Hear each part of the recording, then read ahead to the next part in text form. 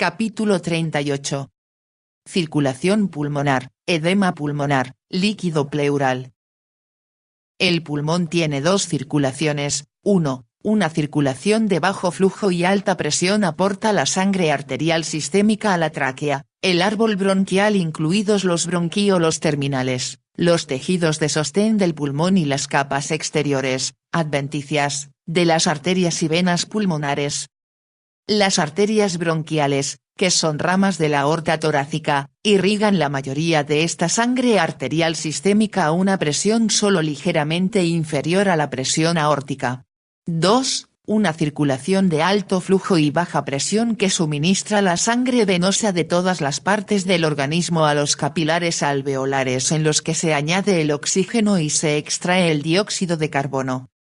La arteria pulmonar, que recibe sangre del ventrículo derecho, y sus ramas arteriales transportan sangre a los capilares alveolares para el intercambio gaseoso y a las venas pulmonares y después devuelven la sangre a la aurícula izquierda para su bombeo por el ventrículo izquierdo a través de la circulación sistémica.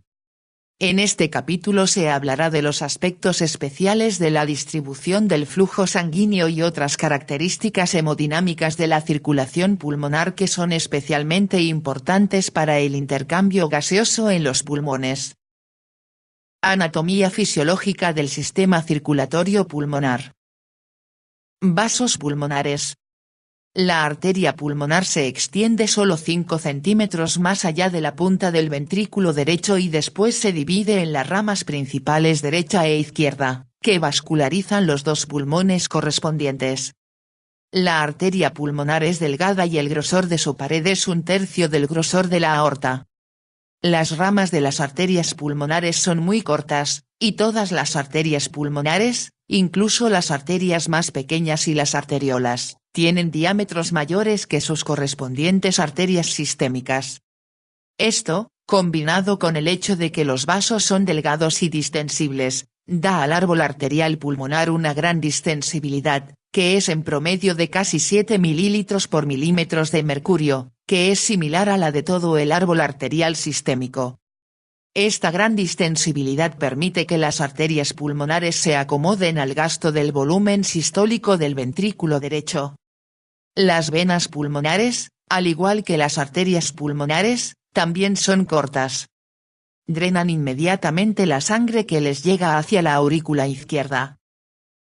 Vasos bronquiales. La sangre también fluye hacia los pulmones a través de arterias bronquiales pequeñas que se originan en la circulación sistémica y transportan aproximadamente el 1 a 2% del gasto cardíaco total. Esta sangre arterial bronquial es sangre oxigenada, al contrario de la sangre parcialmente desoxigenada de las arterias pulmonares. Vascularizan los tejidos de soporte de los pulmones, como el tejido conjuntivo, los tabiques y los bronquios grandes y pequeños.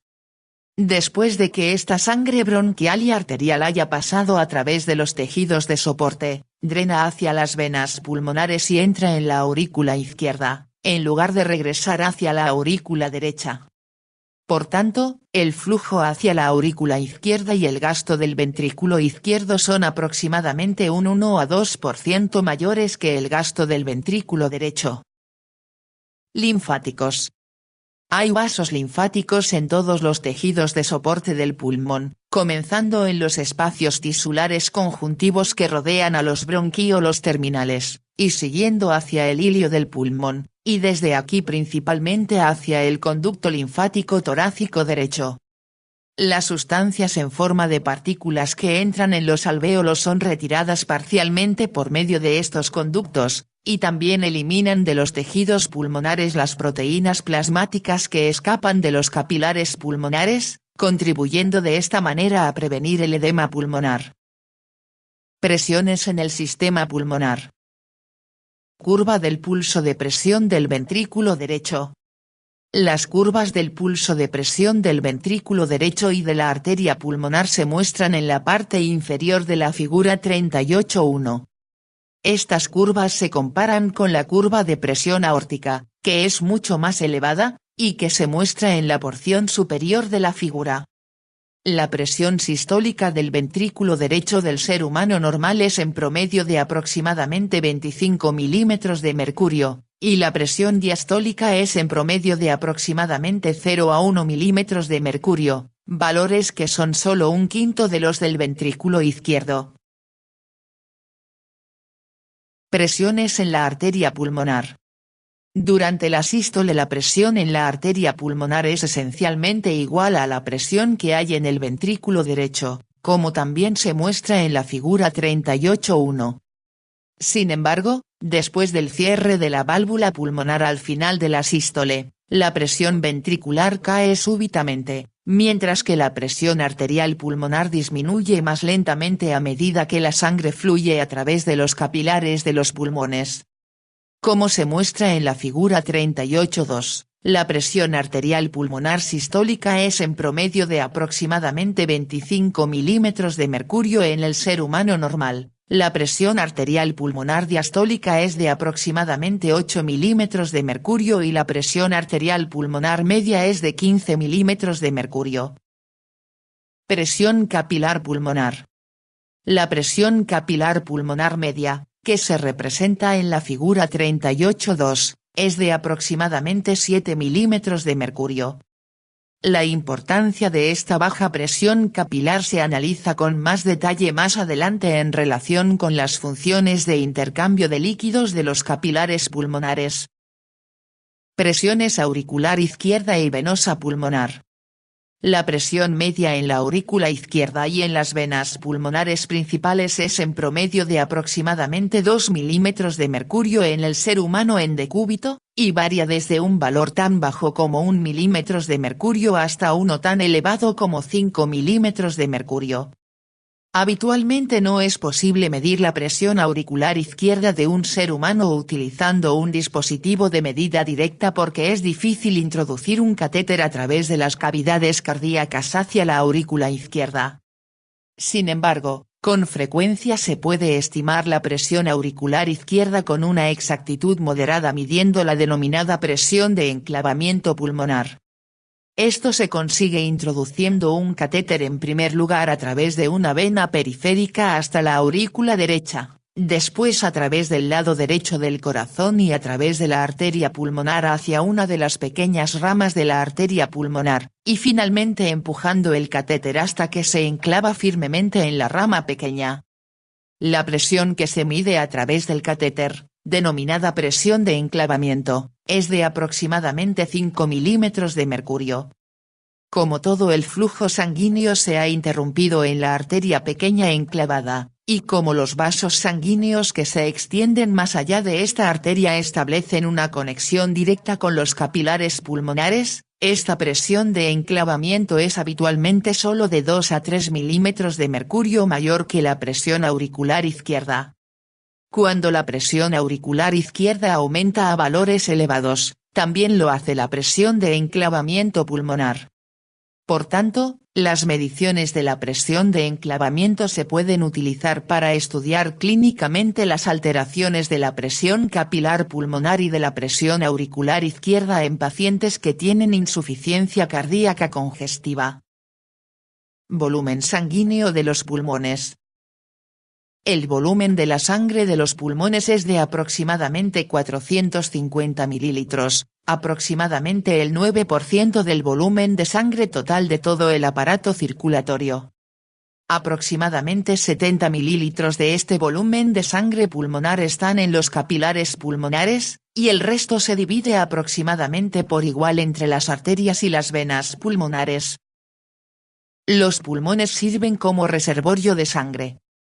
En varias situaciones fisiológicas y patológicas la cantidad de sangre de los pulmones puede variar desde tan poco como la mitad del valor normal hasta el doble de lo normal. Por ejemplo, cuando una persona sopla aire con tanta intensidad que se genera una presión elevada en los pulmones, como cuando se toca una trompeta, se pueden expulsar hasta 250 mililitros de sangre desde el aparato circulatorio pulmonar hacia la circulación sistémica. Por otro lado, la pérdida de sangre desde la circulación sistémica por una hemorragia puede ser compensada parcialmente por el desplazamiento automático de sangre desde los pulmones hacia los vasos sistémicos.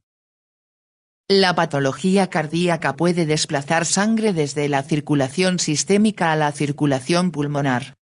La insuficiencia del lado izquierdo del corazón o el aumento de la resistencia al flujo sanguíneo a través de la válvula mitral como consecuencia de una estenosis mitral o una insuficiencia mitral hace que la sangre quede estancada en la circulación pulmonar, aumentando a veces el volumen de sangre pulmonar hasta un 100% y produciendo grandes aumentos de las presiones vasculares pulmonares.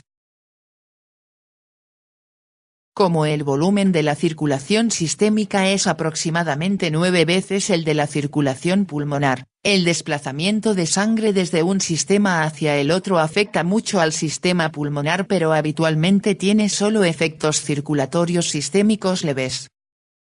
Flujo sanguíneo a través de los pulmones y su distribución. El flujo sanguíneo a través de los pulmones es esencialmente igual al gasto cardíaco. Por tanto, los factores que controlan el gasto cardíaco, principalmente factores periféricos, como se analiza en el capítulo 20, también controlan el flujo sanguíneo pulmonar. En la mayor parte de las situaciones los vasos pulmonares actúan como tubos pasivos y distensibles que se dilatan al aumentar la presión y se estrechan al disminuir la presión. Para que se produzca una aireación adecuada de la sangre es importante que la sangre se distribuya a los segmentos de los pulmones en los que los alvéolos estén mejor oxigenados. Esto se consigue por el mecanismo siguiente. La disminución del oxígeno alveolar reduce el flujo sanguíneo alveolar local y regula la distribución del flujo sanguíneo pulmonar.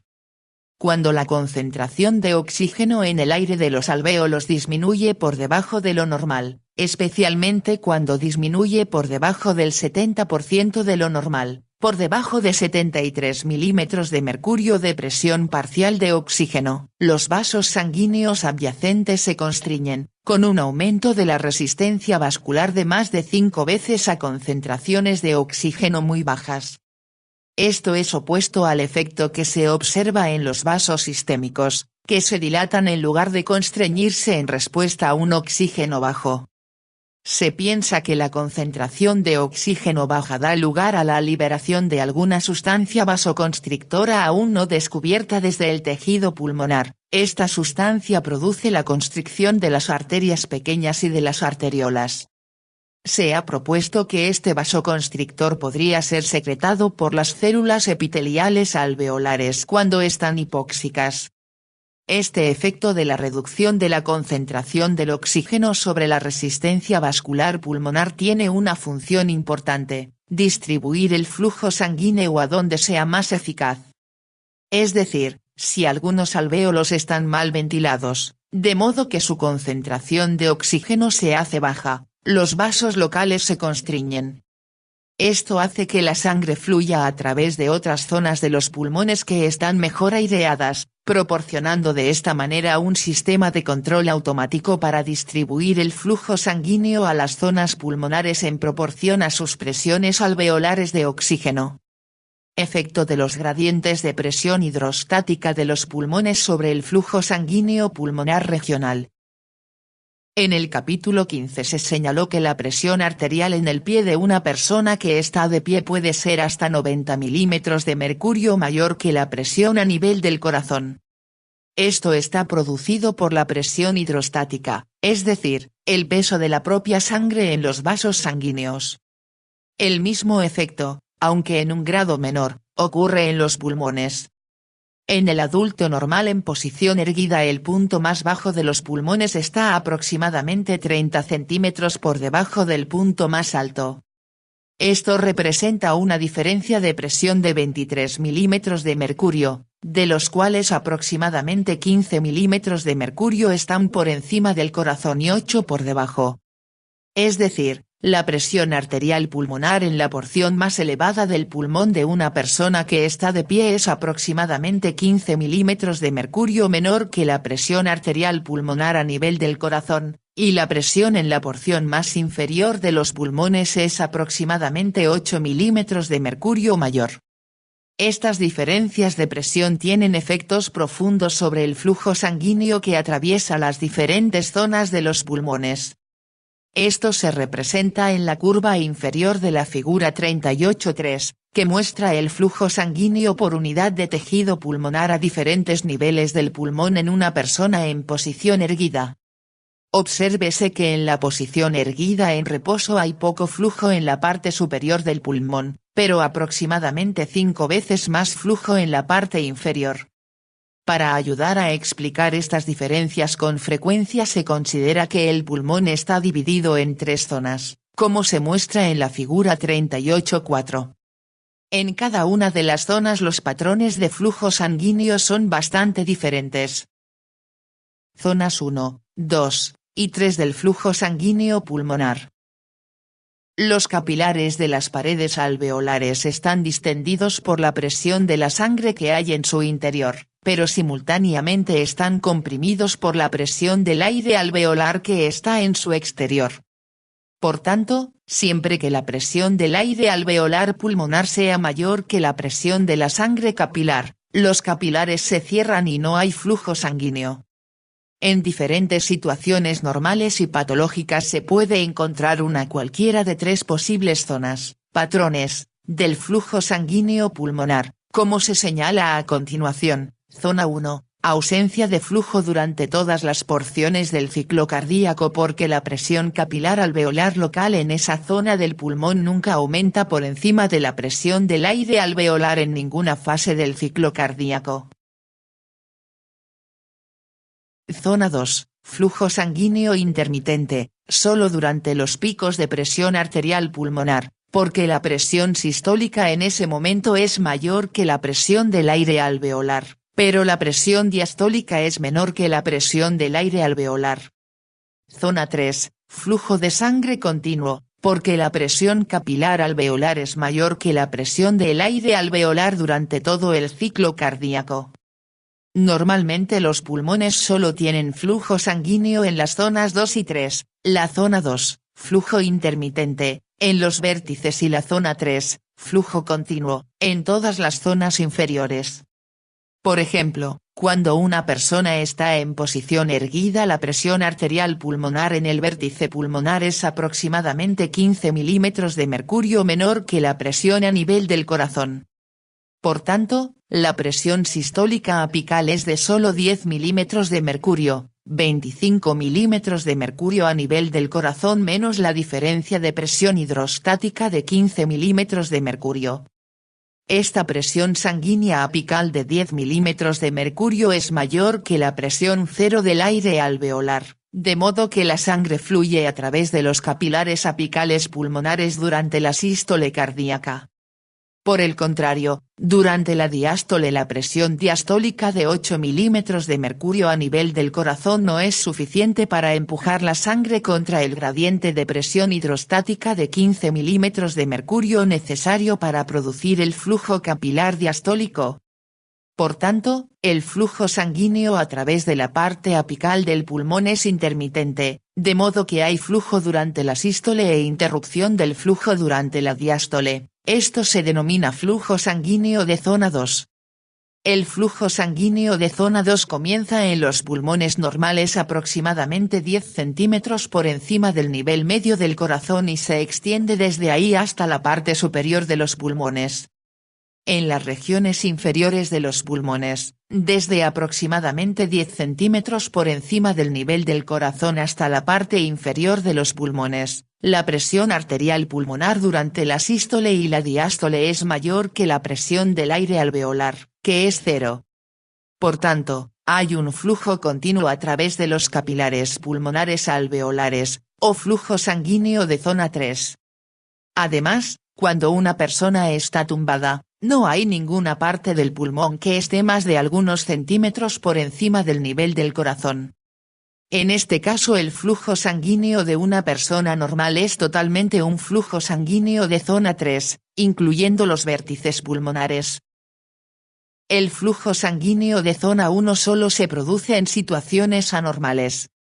El flujo sanguíneo de zona 1, que indica la ausencia de flujo durante todo el ciclo cardíaco, se produce cuando la presión arterial sistólica pulmonar es demasiado baja o cuando la presión alveolar es demasiado elevada para permitir que haya flujo.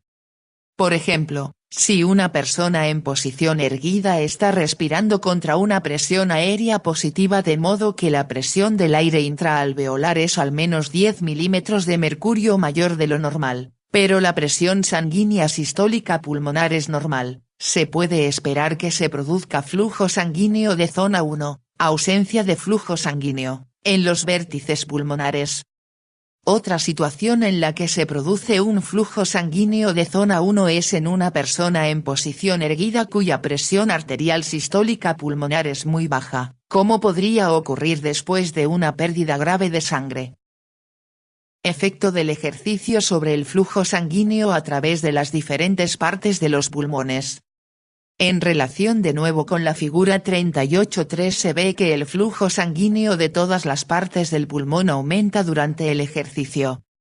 El aumento del flujo en la parte superior del pulmón puede ser del 700 a 800%, mientras que el aumento en la parte inferior del pulmón puede no ser superior al 200 a 300%.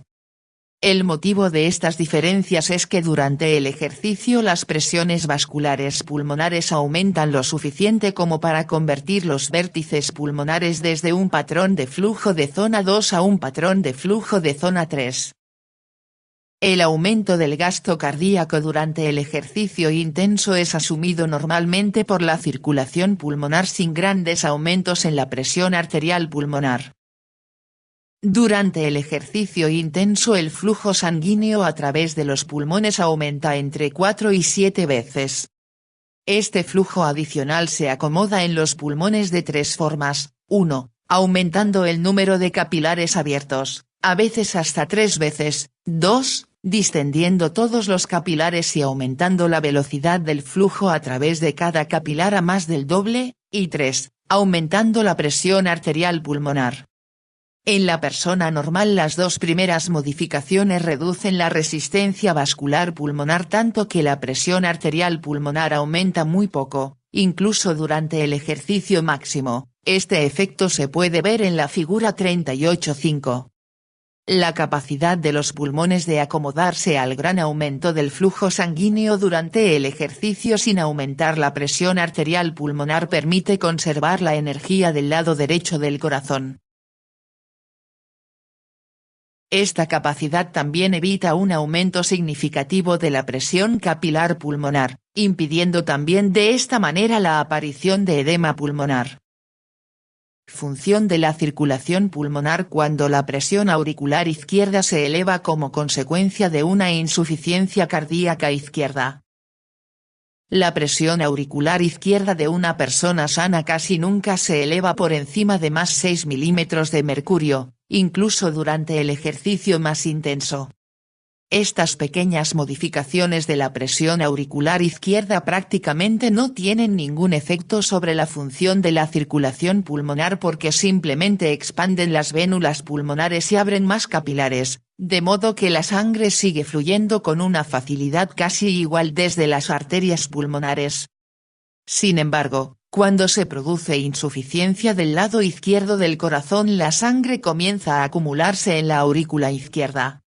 Como consecuencia, la presión auricular izquierda puede aumentar de manera ocasional desde su valor normal de 1 a 5 milímetros de mercurio hasta 40 a 50 milímetros de mercurio. La elevación inicial de la presión auricular, de hasta aproximadamente 7 milímetros de mercurio, tiene muy poco efecto sobre la función de la circulación pulmonar. Pero cuando la presión auricular izquierda aumenta a más de 7 u 8 milímetros de mercurio, aumentos adicionales de la presión auricular izquierda por encima de estos niveles producen aumentos casi igual de grandes de la presión arterial pulmonar, generando de esta manera un aumento asociado de la carga del corazón derecho. Cualquier aumento de la presión auricular izquierda por encima de 7 u 8 milímetros de mercurio aumenta la presión capilar casi en la misma magnitud. Cuando la presión auricular izquierda ha aumentado por encima de 30 milímetros de mercurio, produciendo aumentos similares de la presión capilar. Es probable que aparezca edema pulmonar, como se analiza más adelante en este mismo capítulo. Dinámica capilar pulmonar. El intercambio de gases entre el aire alveolar y la sangre capilar pulmonar se analiza en el capítulo siguiente.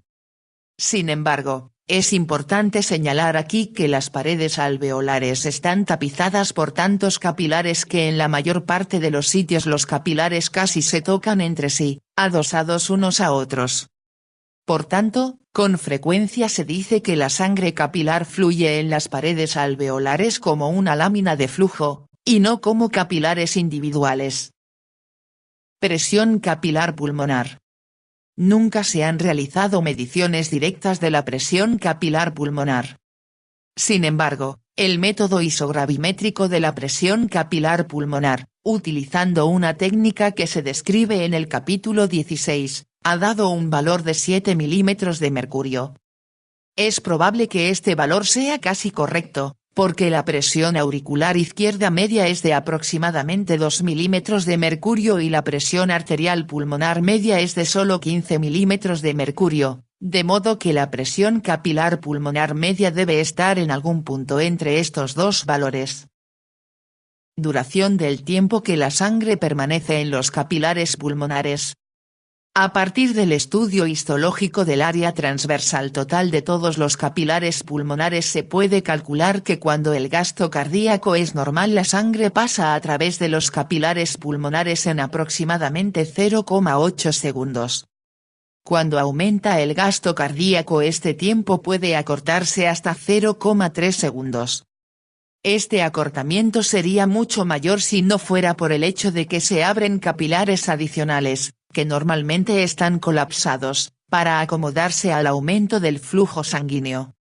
Así, en solo una fracción de segundo la sangre que pasa a través de los capilares alveolares se oxigena y pierde su exceso de dióxido de carbono. Intercambio capilar de líquido en los pulmones y dinámica del líquido intersticial pulmonar. La dinámica del intercambio de líquido a través de las membranas capilares pulmonares es cualitativamente la misma que en los tejidos periféricos.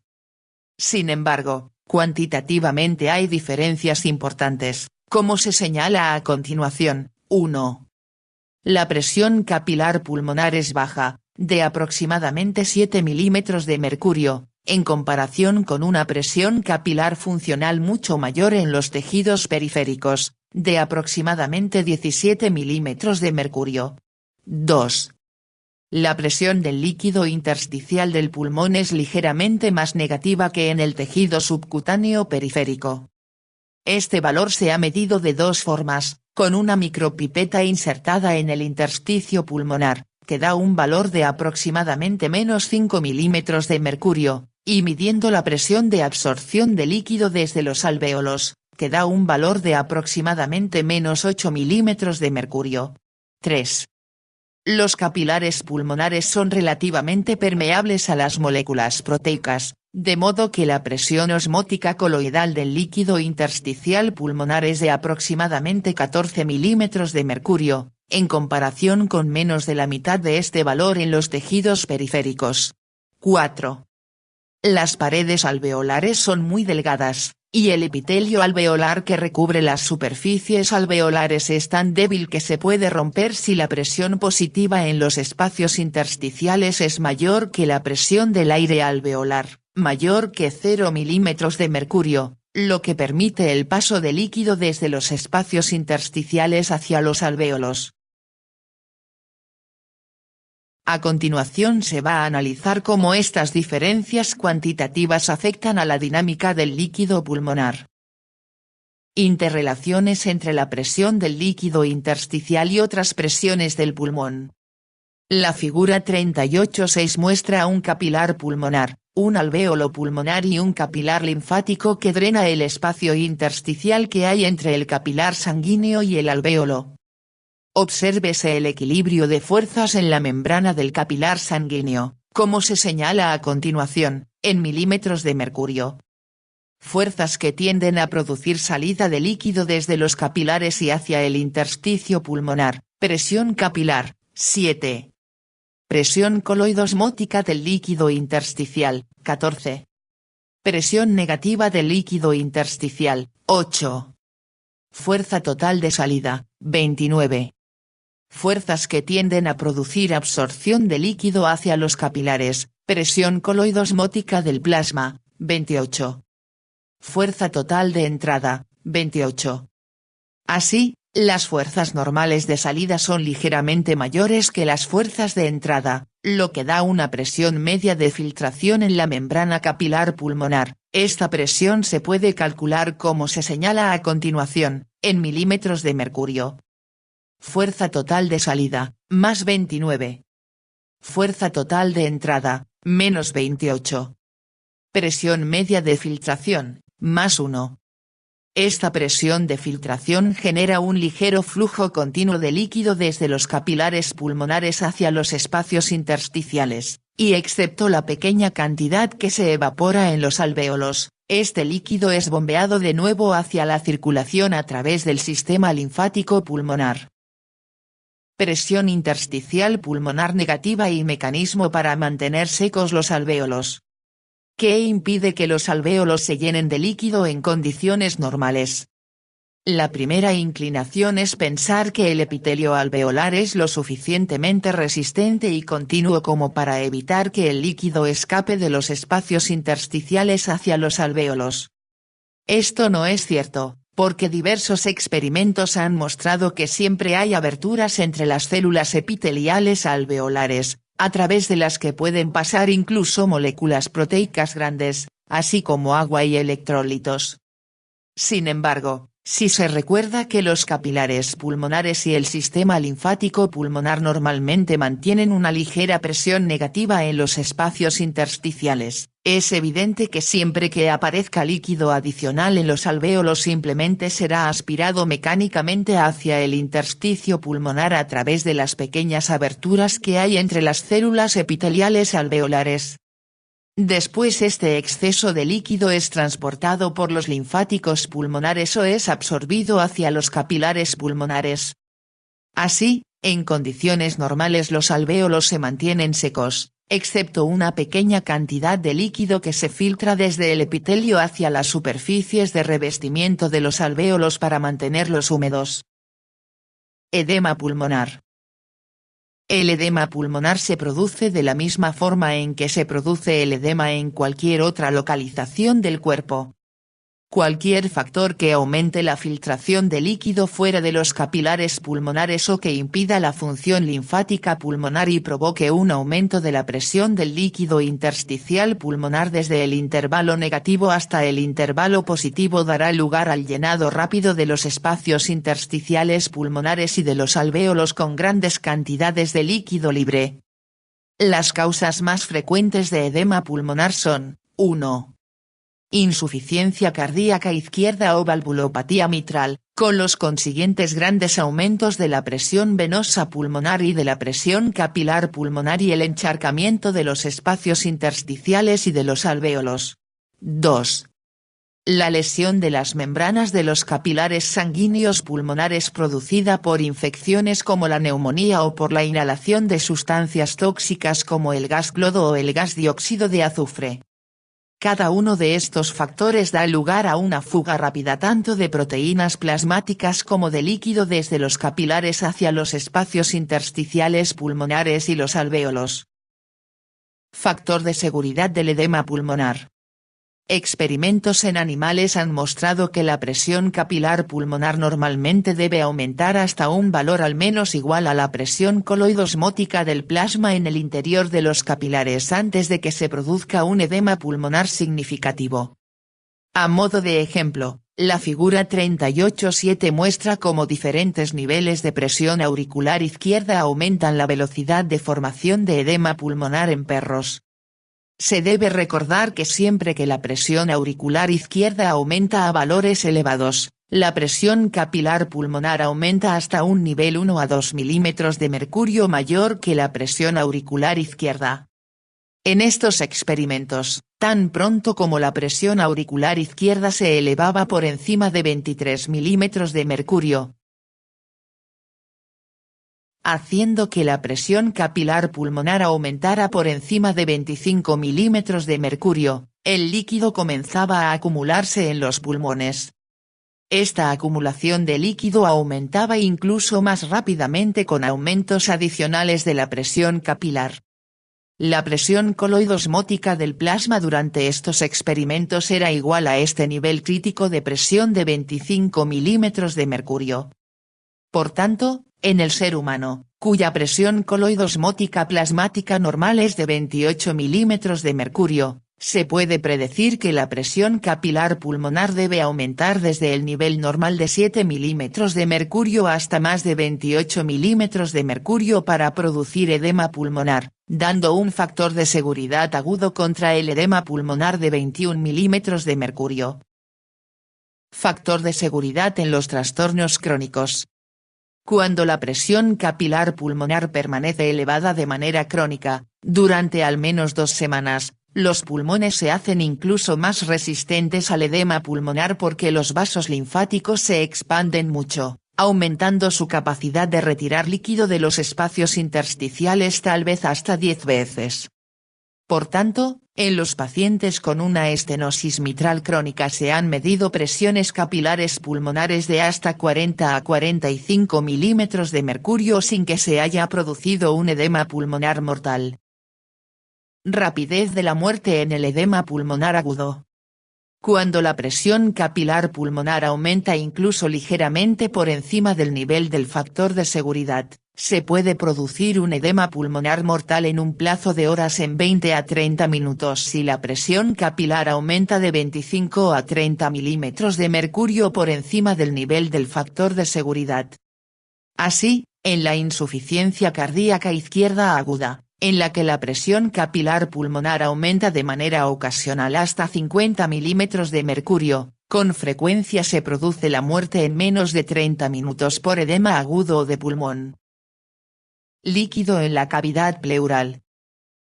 Cuando los pulmones se expanden y se contraen durante la respiración normal se deslizan en el interior de la cavidad pleural. Para facilitar este movimiento hay una delgada capa de líquido mucoide entre las pleuras parietal y visceral. La figura 38.8 muestra la dinámica del intercambio de líquidos en el espacio pleural. La membrana pleural es una membrana serosa mesenquimatosa porosa a través de la cual trasudan continuamente pequeñas cantidades de líquido intersticial hacia el espacio pleural. Estos líquidos arrastran con ellos proteínas tisulares, lo que da al líquido pleural una característica mucoide, que es lo que permite el deslizamiento muy fácil de los pulmones en movimiento. La cantidad total de líquido en cada una de las cavidades pleurales normalmente es pequeña, solo de algunos mililitros. Siempre que la cantidad sea superior a la justa para comenzar a fluir en la cavidad pleural, el exceso de líquido es extraído mediante bombeo por los vasos linfáticos que se abren directamente desde la cavidad pleural hacia, 1, el mediastino, 2, la superficie superior del diafragma, y 3, las superficies laterales de la pleura parietal. Por tanto, el espacio pleural, el espacio que hay entre las pleuras parietal y visceral, se denomina espacio virtual porque normalmente es tan estrecho que no es un espacio físico evidente. Presión negativa en el líquido pleural. Siempre es necesaria una fuerza negativa en el exterior de los pulmones para mantener expandidos los pulmones. Esta presión es proporcionada por la presión negativa del espacio pleural normal. La causa básica de esta presión negativa es el bombeo de líquidos desde el espacio pleural por los linfáticos, que también es la base de la presión negativa que se encuentra en la mayor parte de los espacios tisulares del cuerpo.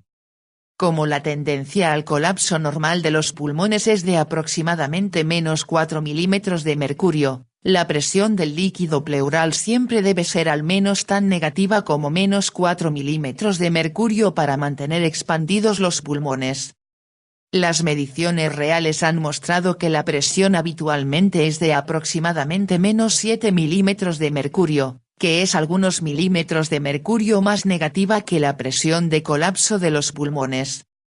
Así, La negatividad del líquido pleural mantiene los pulmones normales traccionados contra la pleura parietal de la cavidad torácica, excepto por una capa muy delgada de líquido mucoide que actúa como lubricante. Derrame pleural, acumulación de grandes cantidades de líquido libre en el espacio pleural. El derrame es análogo al líquido de edema en los tejidos y se puede denominar edema de la cavidad pleural.